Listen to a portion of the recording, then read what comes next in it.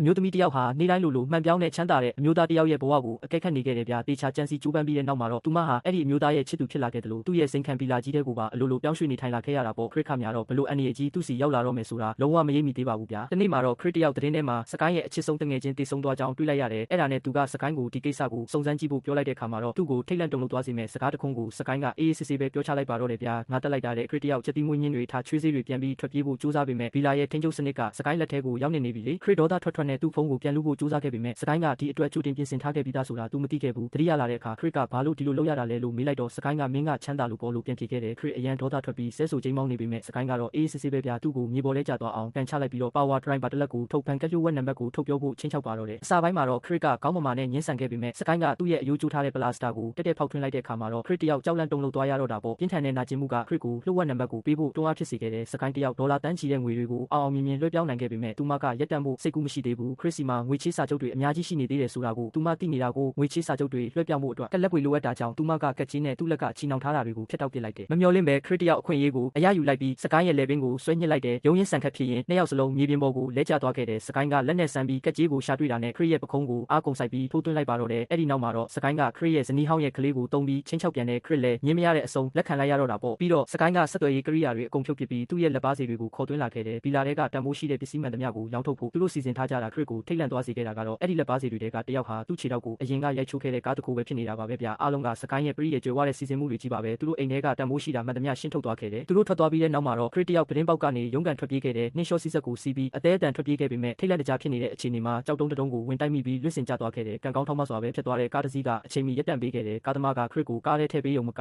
ရဲကိုဖုံးဆက်ဖို့ဖုံးပါပေးခဲ့ပါသေးတယ်ခရစ်တယောက်နောက်ဆုံးတော့လုံခြုံသွားပြီလို့ထင်လိုက်ရတဲ့အချိန်မှာကားသမားကကားကိုသူ့ရဲ့ကိုယ်ပိုင်အိမ်ဘက်ကိုပြန်လှည့်လိုက်ပါတော့တယ်သိချင်နေရင်ပြောပြရအောင်မယ်ဒီကားနာမည်ကတော့ Share ပါတယ်ဗျ